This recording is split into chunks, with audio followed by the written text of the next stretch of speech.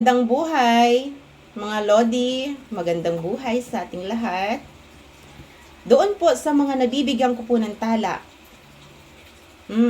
Nabigyan ko ng tala sa kanilang content.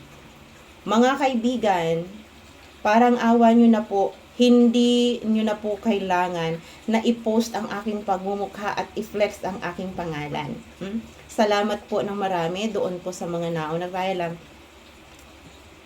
gusto ko pong sabihin, mas kung mayroong kayo pong dapat pasalamatan ay yung sarili po ninyo.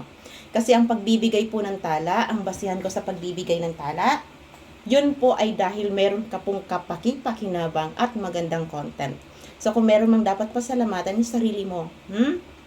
Paulit-ulit ko pong sinasabi, focus, quality video, quality content, para po yung tala natin. Palaging meron. Pero, paalala ulit, huwag nyo pong i-flex yung aking pagmumukha.